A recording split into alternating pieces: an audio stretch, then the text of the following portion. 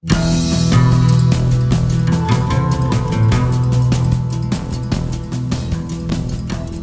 Allah Subhanahu wa taala, "Wa ma khalaqtul jinna," dan tidaklah aku menciptakan jin wal ins dan manusia melainkan liya'budun, yaitu untuk beribadah. Ya. Jadi yang disuruh beribadah itu siapa? Manusia dan jin. Ya. Nah, adapun di ayat yang tadi di surat As-Saff sebagai hafalan, siapa yang sudah hafal? As-Saff yang sudah hafal siapa? Oh separuh. Iya. Di ayat pertama yang tadi dibaca, perhatikan yang tadi dibaca, sabbaha lillahi ma fis samawati wa ma fil ard wa huwal azizul hakim. Apa katanya?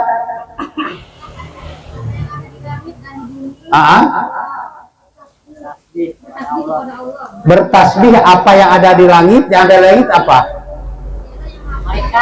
Yang ada di langit apa? Bulan, bintang, matahari. Kalau malaikat? Malaikat itu kadang ada di langit, kadang ada di bumi. Ya. Ya.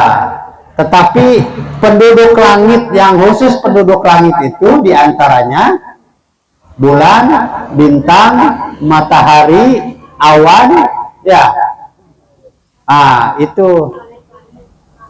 Nah, kata Allah Subhanahu wa taala, bertasbih apa yang ada di langit. Jadi makhluk yang ada di langit, matahari, bintang, ya, dan rembulan itu semuanya dalam rangka bertasbih. Artinya mensucikan Allah, ya. Itu salah satu bentuk beribadahnya penduduk langit. Dan kata Allah, penduduk bumi juga demikian. Sabbaha ma fis samawati wa ma fil ard wa huwal azizul hakim. Penduduk bumi siapa?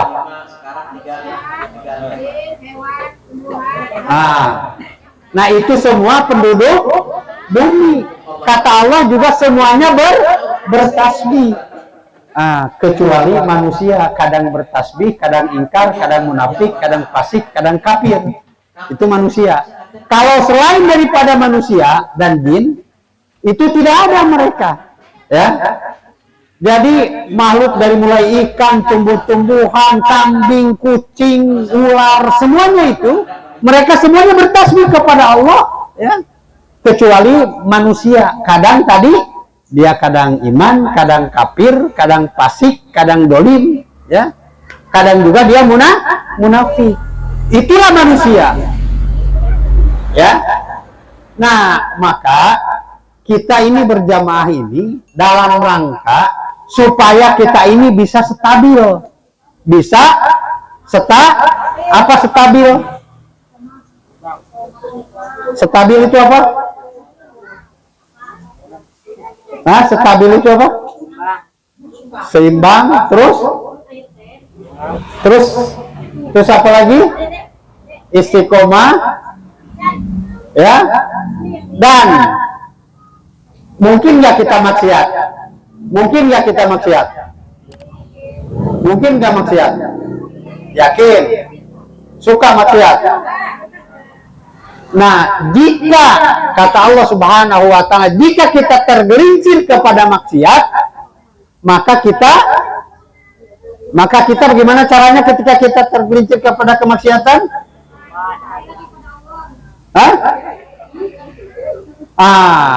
Kalau maksiat itu yang menyangkut manusia, ya, maka kita datang kepada ulil amri. Kalau yang maksiatnya nyangkut kepada contohnya nyangkut kepada manusia bagaimana?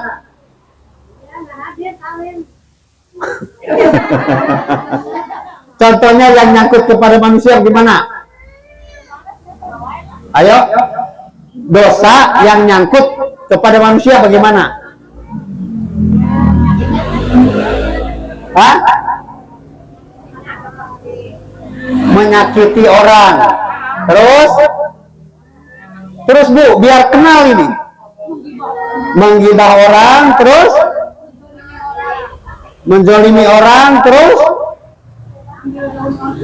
ngambil daun orang, terus betul. Terus hah? Memfitnah orang, terus apa lagi?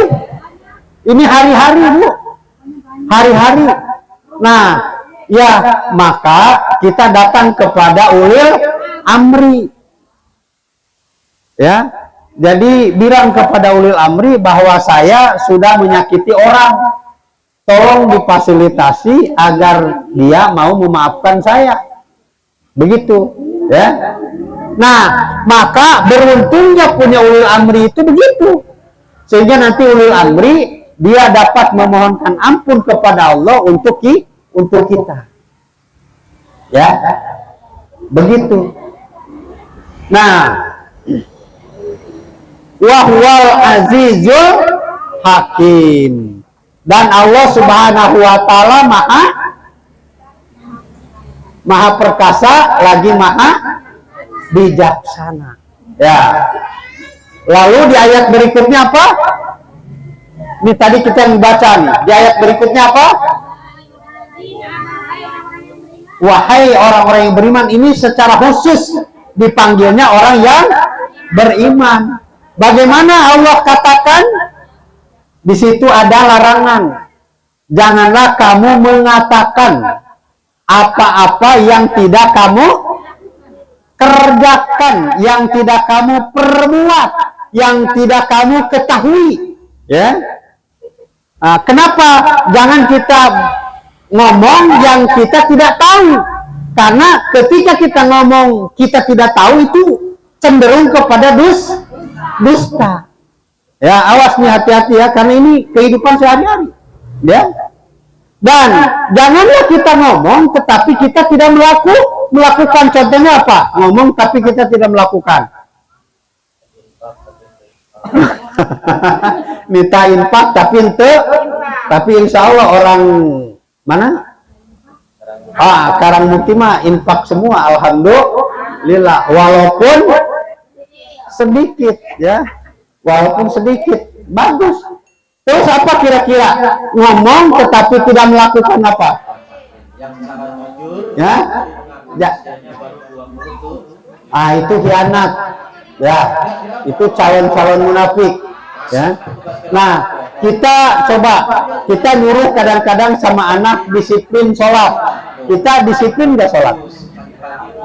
Nah, ini lima takuluna malakaf alun, kita nyuruh sama anaknya sholat yang tepat waktu, sholat yang benar, tapi kadang-kadang kitanya juga tidak tepat waktu.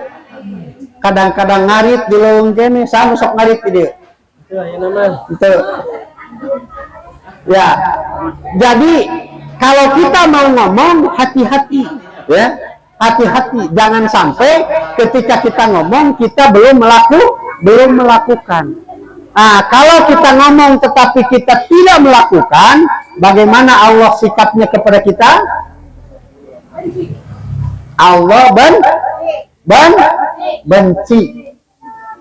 Bu ya, harus diikutin ya. Karena kalau saya begini, ya. Jadi kalau kita ngomong tetapi kita tidak melaksanakan, maka Allah bersikap benci kepada siapa? Kepada yang ngomong. Ya. Paham ya? Dua ayat. Yang ketiganya, ini karena sama Ustaz Hamid ngasih hafalan ini satu surat ini. Ya. Allah Subhanahu wa ta'ala mengatakan di situ, setelah lima taquluna ma la taf'alun kabura maqtan indallahi an taqulu ma la taf'alun. Baru di situ Bu, perhatikan, innallaha yuhibbul ladzina yuqatiluna fi sabilihi saffan. Sesungguhnya Allah mencintai Ya, Allah mencintai. Kenapa Allah mencintai? Coba. Kenapa Allah mencintai? Ada sebab nggak? Kalau Ustadz Amung mencintai istrinya ada sebab nggak? Apa sebabnya? Coba. Apa sebabnya Ustadz Amung mencintai istrinya? Apa sebabnya? Hah? Karena istrinya Ustadz Amung itu bidadari menurut Ustadz Amung. Ya, jadi Ustadz Amung suka. Kalau Allah mencintai kita, apa sebabnya? Coba. Hah? Apa?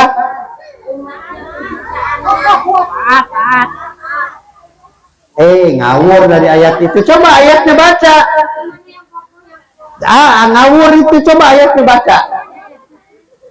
Orang yang berperang di jalannya. Orang yang berjuang. Orang yang berjuang di jalan. Kenapa Allah katakan di jalan Allah berjuangnya? Ada enggak orang yang berjuang di jalan selain daripada Allah? Hah? Ada. Contoh. Banyak. Tapi yakin ibu tahu ya, orang yang berjuang bukan di jalan Allah, tahu kan? Kalau tahu nggak usah disebut. Ya. Karena khawatir ada yang tersinggung. Nah, Allah mencintai kepada orang-orang yang berjuang di jalan Allah. Ingat ya, di jalan Allah. Kita tahu jalan Allah? Hah? Mana jalan Allah coba? Hah? Ya, jalan Allah itu yang sesuai dengan Al-Quran was sunnah. Itu jalan Allah Subhanahu wa Ta'ala, sesuai ya. Nah, maka cintanya Allah Subhanahu wa Ta'ala itu karena kita berjuang di jalan. Kalau kita tidak berjuang di jalan Allah, cinta enggak Allah? Pasti enggak. Jadi siapa saja yang ingin mendapat cinta Allah, maka dia harus berjuang. Ini baru berjuang dulu ya, berjuang. Contoh, bagaimana salah satunya berjuang di jalan Allah? Coba. Hah? Enggak, tahap pertama yang harus kita lakukan berjuang di jalan Allah apa? Hah? Ayo. Hah? Bukan. Hah? Iya, bagaimana? Apanya taat itu? Tahap pertama.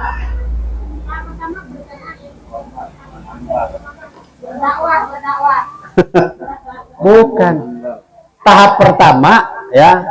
Karena sekarang kita ini sudah bersahadat, maka tahap pertama baik. Itu tahap pertama, ya. Karena kita sudah kalau dulu di zaman Nabi tahap pertama adalah sahadat. Ya.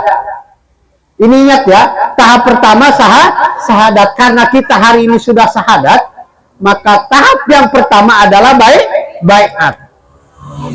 Ya. Karena baiat itu adalah menunjukkan tandanya bersatu. Ya. Ingat Bu ya, tanda pertama apa yang harus kita lakukan? Baiat. Ya. Setelah baiat,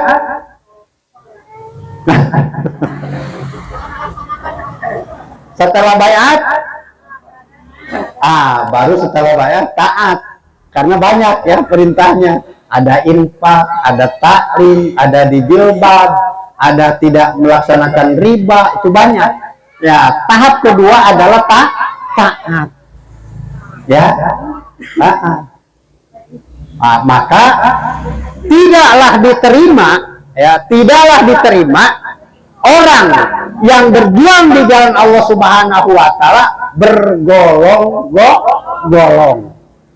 Kenapa tidak diterima? Karena Allah katakan begini, ya. Rasulullah SAW mengatakan begini, al jamaatu rahmat wal firqatu azab. Jadi kalau orang yang diajar diterima enggak amal ibadahnya? Ini, ya. Maka tahap pertama kita baiat, menyatukan diri kepada ulil amri. Nanti dari ulil amri itu baru kita akan disuruh ini, disuruh itu, disuruh ini, disuruh itu. Nah, itu namanya taat. Paham? Nah, maka kata Allah Subhanahu wa taala, innallaha yuhibbul ladzina yuqatiluna fi sabili saffan. Ya, saffan. Kalau saffan itu gimana? Saffan itu gambarannya itu saffan itu ada orang yang menafsirkan seperti sholat, tetapi Allah katakan itu bukan seperti sholat. Allah katakan seperti bangunan. Ya, ka'annahum bunyanun marsus. Walaupun diibaratkan kayak sholat juga masih bagus, ya. Kenapa? Karena sholat itu berbaris baris. Kalau rapot, tapi kalau kayak di sono tuh di sebelah, sholatnya malah sengaja direnggang. Itu tidak sopan namanya, ya. Nah, coba bayangkan Ibu ya, saya gambarkan.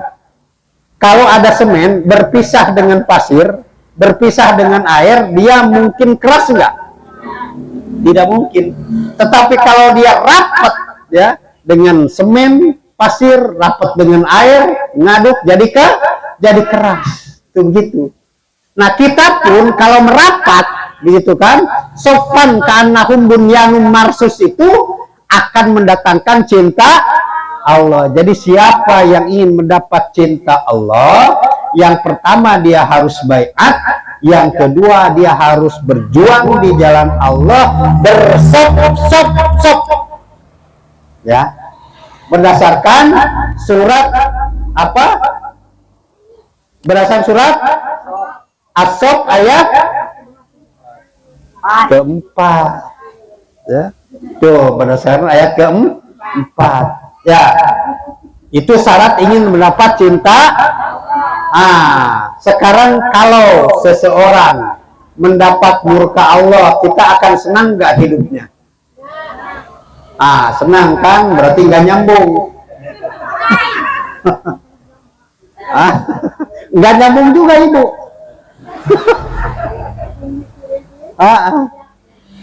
Saya ulangi nih. Kalau orang yang mendapat murka Allah, dia akan senang nggak hidupnya dunia akhirat? Senang nggak Bu? Kalau orang mendapat murka Allah, dia akan senang nggak hidupnya dunia akhirat? Harus sepakat nggak senang. Kalau tadi ada yang bilang senang. Ya. Kurang paham. Alhamdulillah tuh. Mudah-mudahan dipahamkan Allah. Makanya konsentrasi. Udah cabai, bawang tinggalin dulu. Ya. Sekarang konsentrasi kita. Kalau orang mendapat cinta Allah, dia akan senang dah hidupnya dunia akhirat.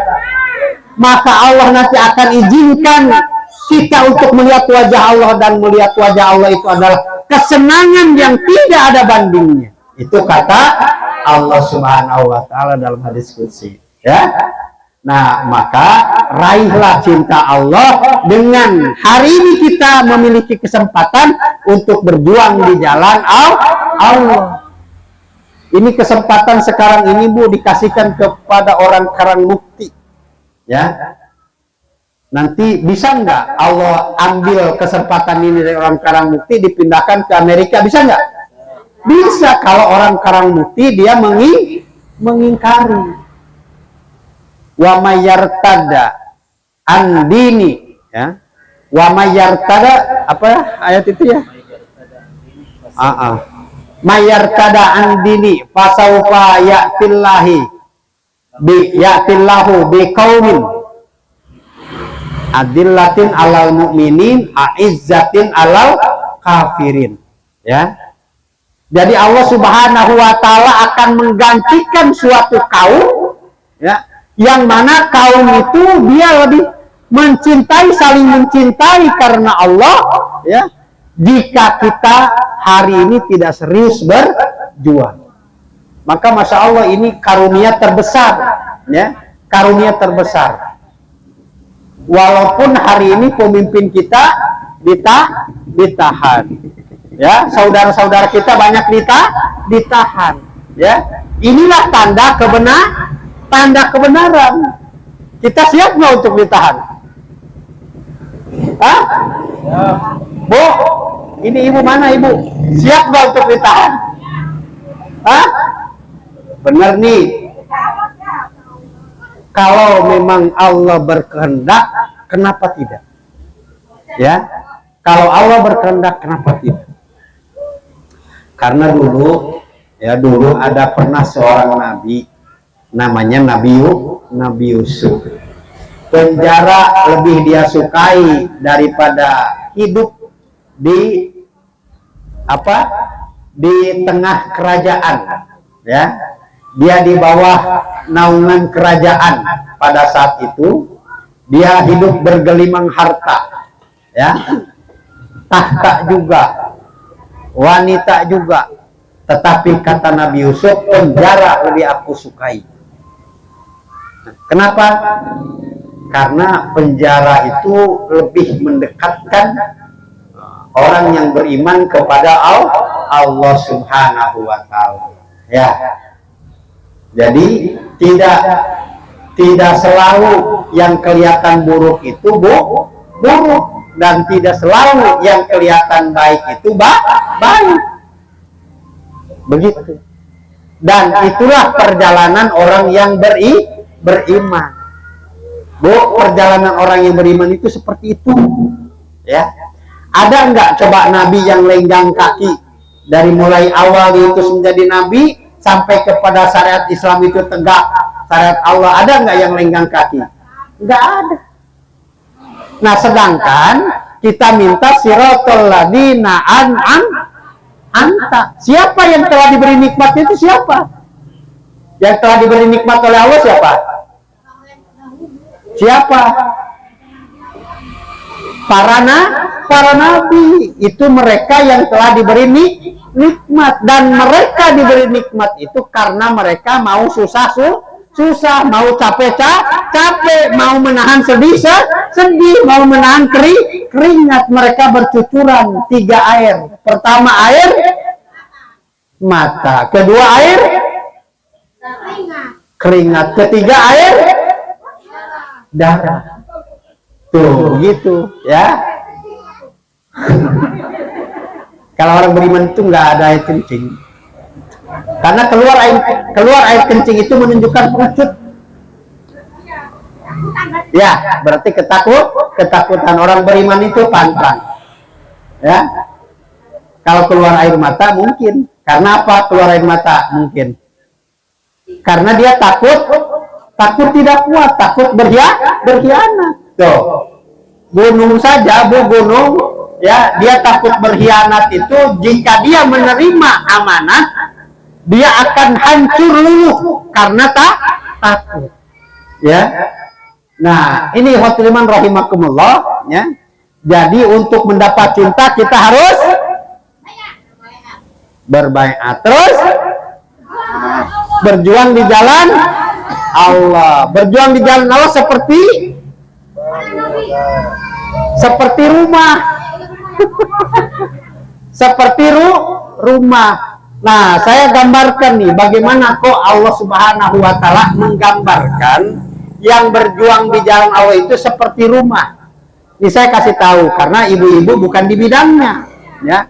Pertama, bagaimana cara membuat rumah itu? Yang pertama, maka dia akan mencari kepala tukang. Ya, kepala tukang, karena dari kepala tukang itulah nanti akan bergerak. Cari kendeknya, semennya 20, batunya setengah kubik, ibaratnya begitu. Ya, dari siapa? Dari kepala tukang. Ya, berarti harus ada pemimpin bangunan. Nah, itu ya. Coba kalau kita ibaratnya kita nyari tukangnya ada 3, ya, lalu tidak ada kepalanya, bertengkar itu yang 3 itu, karena masing-masing pendapat. Tuh, ya, maka harus diangkat kepala tukang. Ya, dari kepala tukang apa yang dibangun? Yang pertama, ya, dia meletakkan pondasi, dia buat pondasi. Tuh. Ya, pondasinya harus siku. Harus betul pondasinya, ya. Karena pondasi itu nanti yang akan menentukan bangunan kuat dan tidaknya ke atas, siku dan tidaknya bangunan tersebut. Coba kalau bangunan itu menyon, pasti ke atasnya juga menyon. Begitu. Ya, maka iman itu harus benar. Amantu billahi wa rasulihi wa kitabihi. Terus apa lagi? Wa malaikatihi wa kutubihi wa rusulihi wa bil yaumil akhiri wa qadarihi. Ya. Qada dan qadar. Itu iman harus benar. Maka kita harus takut karena Allah, cinta karena Allah. Pokoknya segala sesuatunya harus karena Allah. Melaksanakan segala sesuatu karena dicontohkan oleh Rasulullah. Itu begitu. Nah, yang kedua setelah pondasi apa? Tiang-tiang, ya, tiang-tiang. Tiang nyatu nggak sama pondasi? Coba kalau tiang nggak nyatu sama pondasi, maka ada angin juga rubuh. Itu begitu. Setelah tiang apa? Dinding. Oh. Dinding karena untuk mengikat. Jadi kuat nggak? Coba kalau dinding di sana, tiang di sini, pondasi di sana, rubuh nggak itu? Roboh. Nah, inilah maka harus disatukan antara dinding, tiang, dan pondasi. Setelah dinding apa? Baru atap. Tuh. Ya, ini kaitannya yang seterusnya. Ya, ini ada kunci. Ada kunci satu kleler. Tahu kleler? Tahu kleler? Tahu, alhamdulillah. Tapi kalau kunci itu dia tidak nempel di pintu, ada gunanya enggak? Hah? Enggak ada, paling jadi tukang rongsok. Tapi kalau dia nempel di pintu, maka kunci itu jadi kunci pintu. Tuh. Maka dia harus nyatu dengan pintu. Walaupun dia dibuat dari emas, pintu terbuat dari kayu, maka dia harusnya nyatu ke kayu. Ya, maka baru dia akan bermanfaat. Tapi kalau dia tidak nyatu kepada kayu, walaupun dia bagus, nanti dia akan menjadi barang rongsokan, tidak ada gunanya. Tuh gitu. Ya, maka orang pintar dia harus nyatu kepada orang miskin, orang awam dia harus nyatu kepada orang yang cerdas, seterusnya begitu. Maka bersatu itu wajib. Maka Allah gambarkan seperti bangunan yang tersusun kokoh, baru itu akan mendapat cinta. Ya, paham Bu? Insya Allah paham. Coba naik kepada ayat berikutnya. Ya, ayat berikutnya. Wa id qala Musa liqaumi ya qaumi ma'budunani wa qad ta'lamuna anni rasulullah ilaikum. Coba baca terjemahnya. Iya.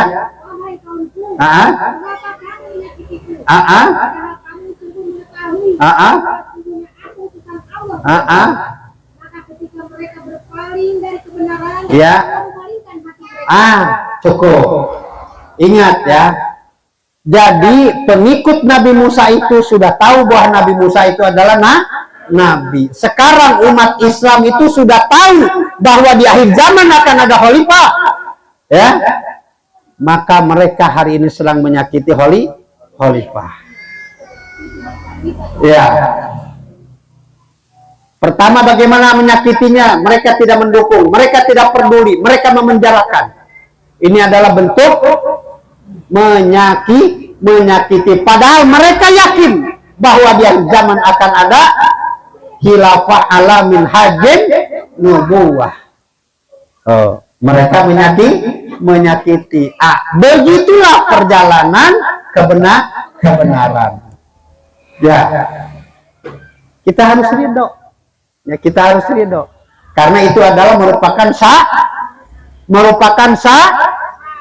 coba ayo siapa yang tahu kesononya, merupakan merupakan syarat iman. Walana bluwannakum bisyai'in minal khawf wal ju'. Dan sungguh kata Allah, aku akan menguji. Ini adalah merupakan syarat iman, akan diuji. Maka kalau hari ini kita takut dengan penjara, jangan menjadi orang yang beriman. Takut dengan penjara, jangan menjadi orang yang beriman. Takut diuji, jangan sekolah. Ya, bener nggak? Takut diuji, jangan ikut pentas. Bener. Jadi kalau ingin pentas, siap diuji. Kalau ingin sekolah, siap diuji. Kalau ingin dikatakan beriman, siap diuji. Kalau kita mau lari dari ujian, jangan Kalau kita lari dari ujian sekolah, jangan sekolah. Kalau kita takut diuji dengan pentas, jangan ikut udah menjadi kebo. Iya. Begitu.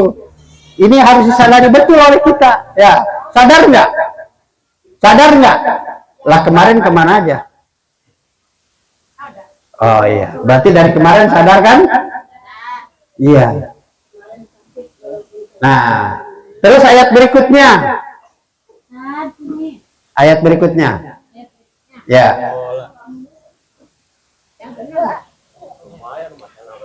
Ayo. Iya.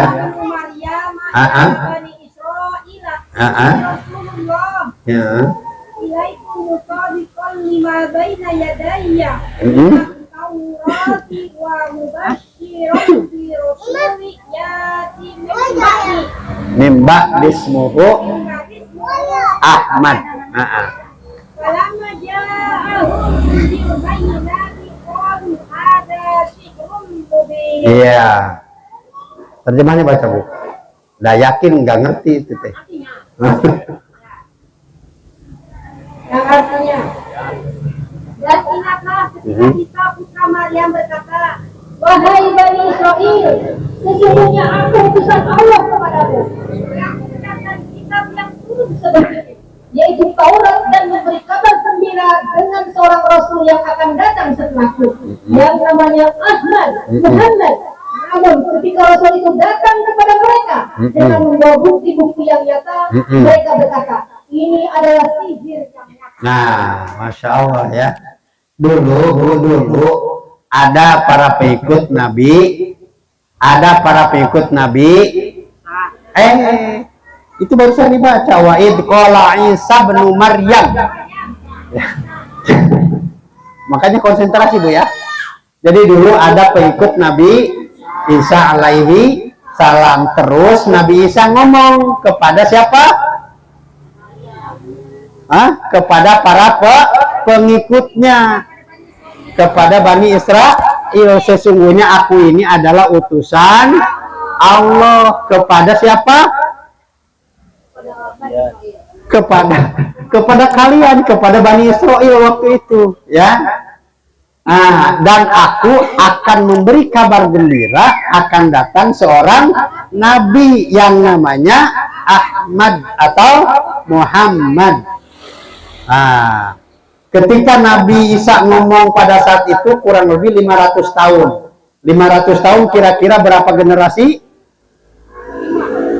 Kurang lebih 5. Kalau 100 tahun, ibaratnya bapak kita hidup 500 tahun, nenek kita hidup 100 tahun, terus buyut kita hidup 100 tahun, terus bau kita hidup 100 tahun, terus udeg-udeg kita hidup 100 tahun. Cuman sampai udeg-udeg. Nah, ketika pas udeg-udeg, ada orang yang ngomong, aku ini seorang utusan Allah. Siapa yang ngomong? Yang ngomong Nabi Muhammad Sallallahu Alaihi Wasallam atau Rasul, ngomong bahwa inni Rasulullahi ilaikum. Aku ini adalah utusan Allah untuk kamu semua. Ya, untuk kamu semua. Lalu Rasulullah memberikan mujizat, tanda-tanda apa tanda-tanda mujizatnya? Al-Qur'anul Karim. Ya. Kenapa? Karena pada saat itu orang tuh mereka ahli apa? Ahli syair. Nah, maka Al-Quran itu di atasnya syair yang tidak terkalahkan. Maka turunlah kepada Rasulullah, yaitu Al-Quran. Ya, itu salah satu mujizat. Nah, tetapi ketika mujizat itu disampaikan kepada mereka, mereka katakan sihir. Mereka katakan sihir. Kalau kita hidup di zaman itu, kita akan percaya kepada Nabi atau kita akan ngomong bahwa apa yang disampaikan oleh Nabi Muhammad itu adalah sihir. Kira-kira kita akan ikut kemana? Kira-kira kita akan ikut kemana? Kalau ikut kepada Rasulullah, pagi dia bersyahadat, malamnya dipentung. Ya, begitu memang. Ya, kira-kira kita akan ikut mana pada saat itu? Nah, lagi-lagi inilah perjalanan al-haq. Lagi-lagi perjalanan kalau kita hidup di zaman itu, mungkin kayak orang sekarang rame-rame menolak, orang sekarang rame-rame bilang palsu, orang sekarang rame-rame bilang mimpi. Nah, korelasinya Nabi Muhammad Shallallahu Alaihi Wasallam sebelum wafat artinya masih hidup. Nabi Muhammad bersabda atau berkata atau berucap. Nabi Muhammad Shallallahu Alaihi Wasallam ngomong bahwa nanti di akhir zaman itu akan ada khilafah ala minhajin nubuwah. Itu Nabi ngomong, ya. Namun perhatikan, ketika Nabi ngomong sampai hari ini kurang lebih sudah 1440 tahun. Jadi 3 kali lipat di zaman Nabi Musa ngomong.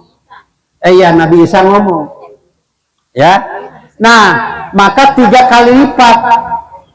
Ketika Nabi Isa ngomong itu cuma 500 tahun, tapi Nabi Muhammad ngomong ini 1440 tahun.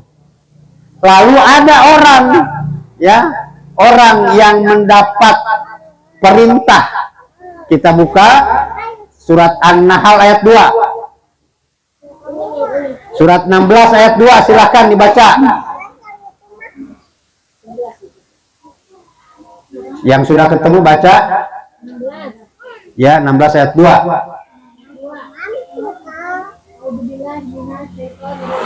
Ya.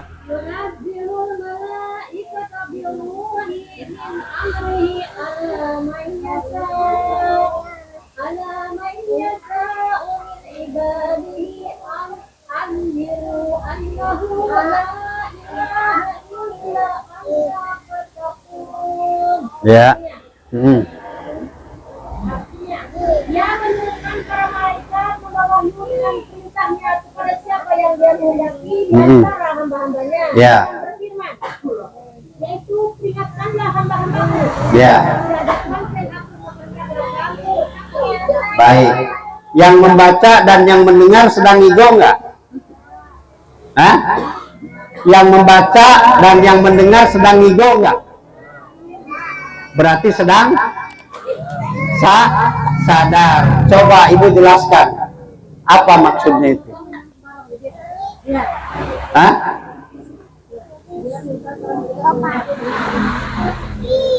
Ya. Oh, jangan sampai dibilang sedang ngigo ya. Ya, jadi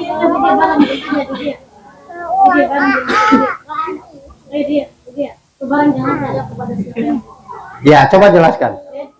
Ini gambar ya? Ah. Oh, ya. Allah menurunkan bahwa Allah menyuruh di antara hamba-hambanya yang ini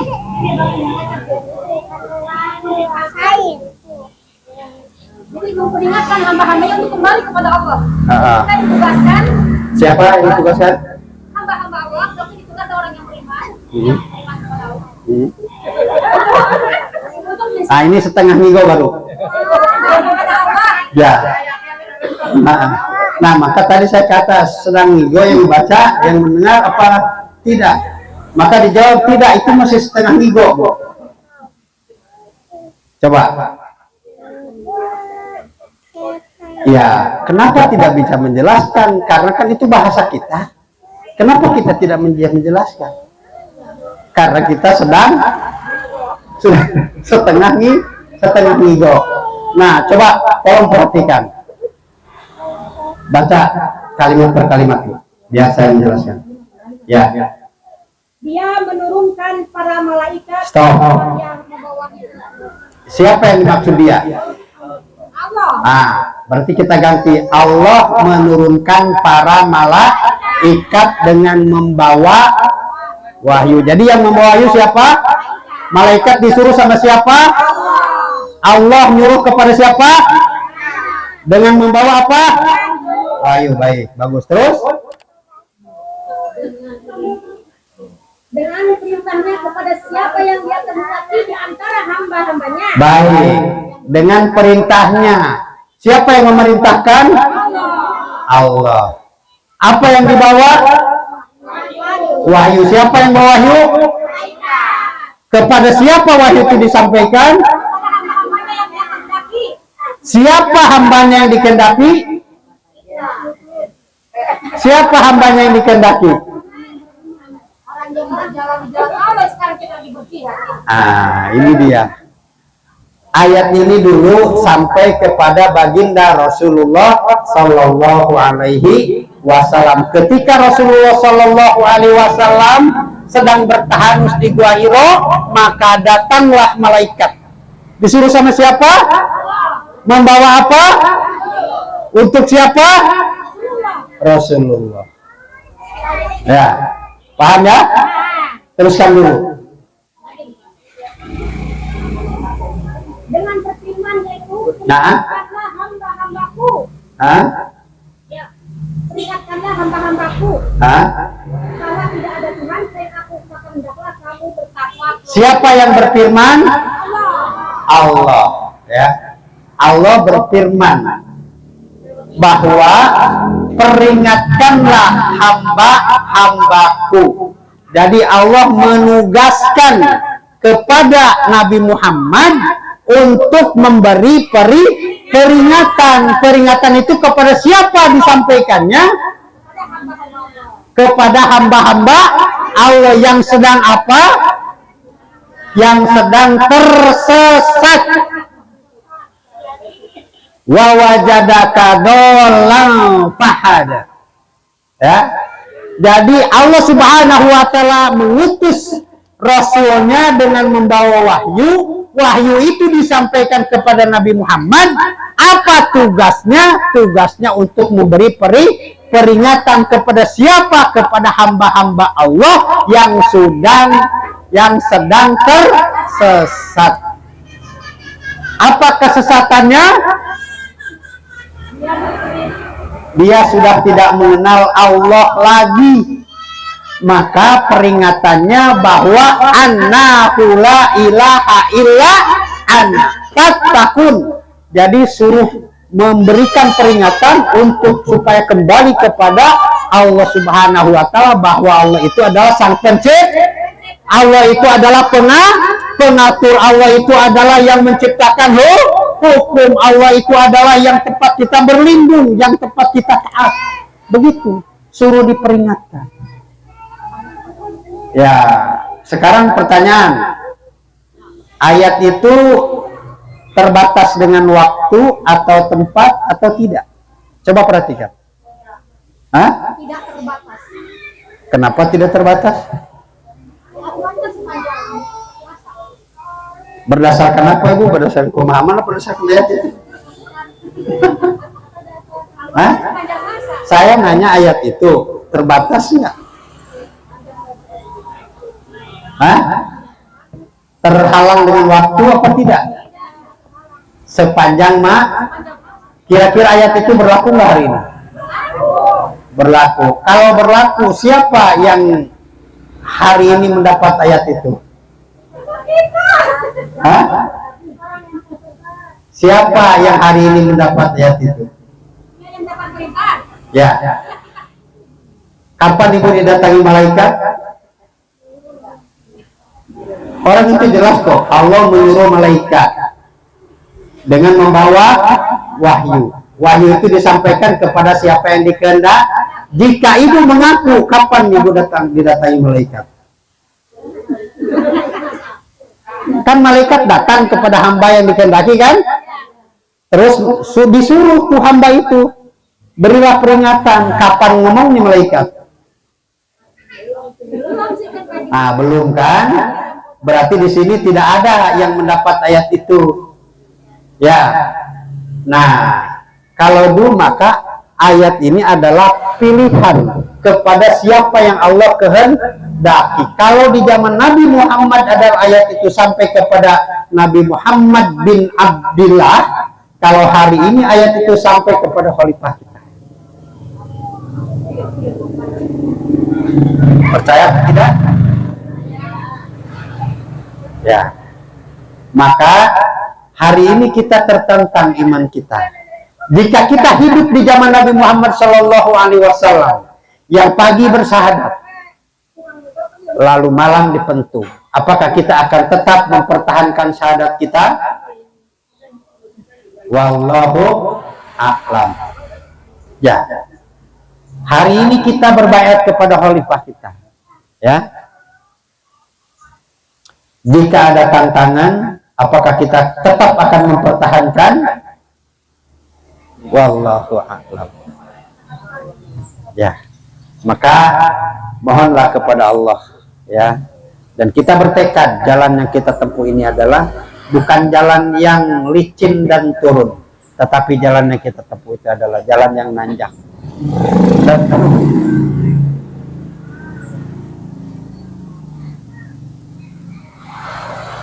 Maka setiap diri kita tidak boleh bergantung kepada siapapun, melainkan kepada Allah. Karena kalau kita bergantung kepada makhluk, maka Allah tidak suka. Karena itu adalah bagian daripada kesyirikan. Maka kita bergantung kepada Allah Subhanahu wa taala. Apa yang diperintahkan Allah, maka tidak peduli orang lain mau membangkang, tidak perlu orang lain mau menghindar. Karena kita yakin ada perintah Allah Subhanahu wa taala, maka kita bertekad akan melaksanakannya apapun yang terjadi kepada kita. Itu iman. Ya. Maka iwatul iman rahimakumullah, ini adalah bentuk keadilan Allah. Ini adalah bentuk kasih sayang Allah kepada kita. Hari ini kita dihadapkan kepada sebuah perjalanan, yang dimana perjalanan ini telah diberikan kepada orang-orang yang sudah diberi nikmat oleh Allah Subhanahu wa taala. Maka bersyukur kepada Allah Subhanahu wa taala walaupun dengan tantangan yang sepertinya berat, tetapi lebih baik kita katakan mendapat tantangan di dunia daripada kita mendapat tantangan di akhirat. Ya, ingat ya teman rahimakumullah, azab Allah sangatlah, inna azabila syadid. Sungguh azab Allah itu adalah sangat keras. Bagaimana kerasnya azab Allah Subhanahu wa taala digambarkan di dalam surat Al-Ahzab. Perhatikan surat 33 ayat 66, 67 dan 68. Silakan dibuka. Surat ke-33, bagaimana pedihnya azab Allah Subhanahu wa taala. Sudah ketemu? 33 ayat 66. Kalau sudah ketemu baca. Ya. Artinya saja. Ayat 66. Artinya. Ya.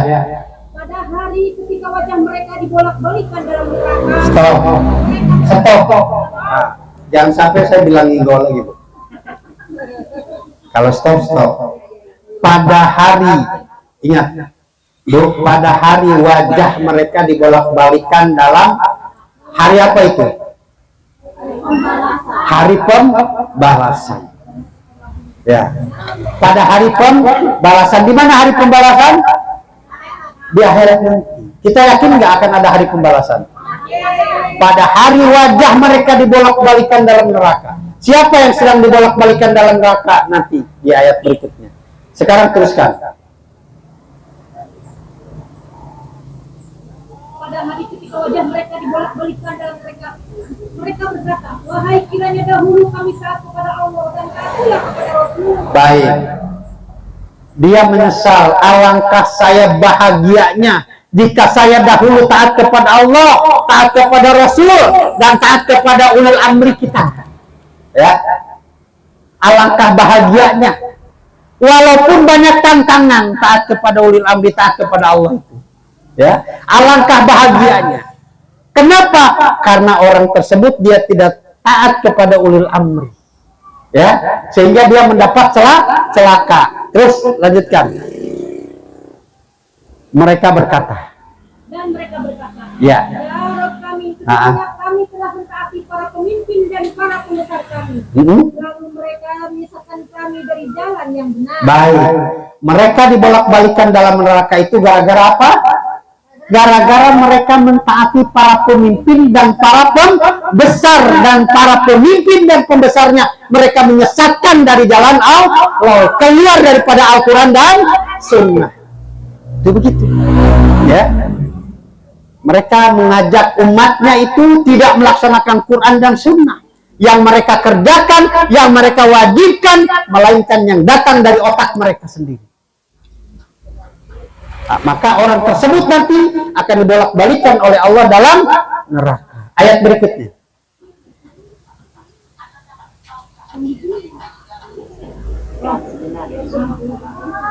Ya Rabb kami, timpakanlah kepada mereka azab 2 kali lipat dan laknatlah mereka dengan laknat yang besar. Baik, kenapa mereka katakan ya Rabb kami timpakan azab kepada mereka 2 kali lipat?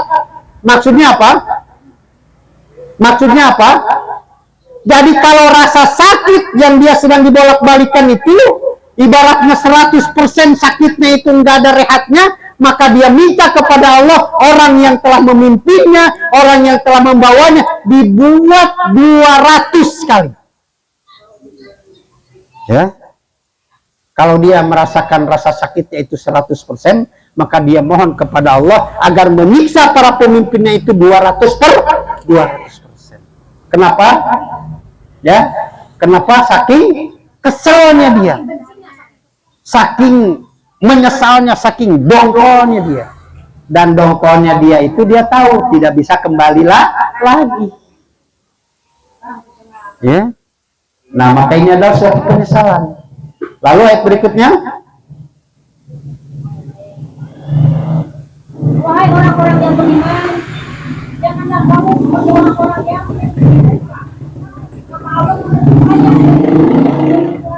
yang mereka lupakan. Dan dia seorang yang mempunyai kehidupan terhormat. Allah. Baik, ikhwatul iman rahimakumullah. Maka kita hari ini orang-orang yang sudah berada di jalan, ya, di jalan fisabilillah. Kita juga belum tentu selamat. Kita juga belum tentu sampai tujuan. Ya, maka mohonlah kepada Allah Subhanahu Wa Taala agar kita dipaksa oleh Allah Subhanahu Wa Taala untuk berada di jalan yang benar. Ya. Nah, maka setiap diri kita harus merasa ngeri, setiap diri kita harus merasa takut. Jangan-jangan kita tergelincir, naudzubillahi min dzalik. Ya.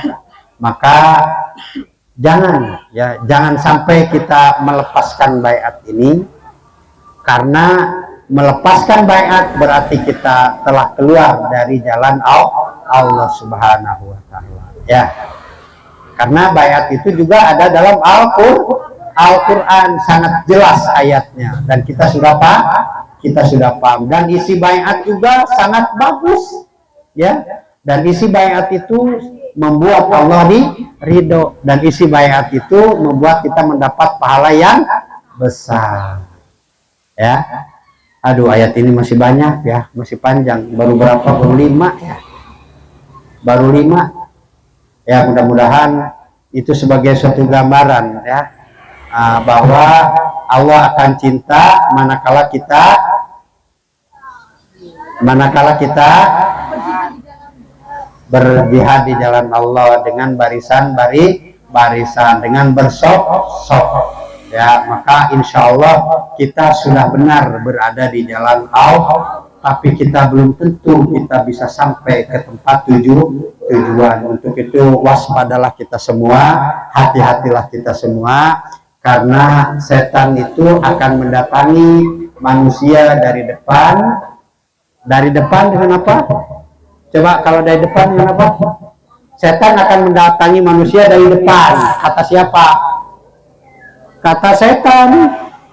Dia bilang sama Allah, ya Allah, aku akan mendatangi manusia itu dari depan. Ya, kalau dari depan itu kita terasa nggak sudah didatangi oleh setan dari depan? Nggak merasa, padahal kita sudah dari dulu didatangi setan dari depan. Apa yang datang dari depan itu coba? Kalau dia datang dari depan itu dengan body yang persis seperti iblis, kalau dia datang dengan body yang menyeramkan, kita akan lari. Tapi kalau dia datang berupa fulus,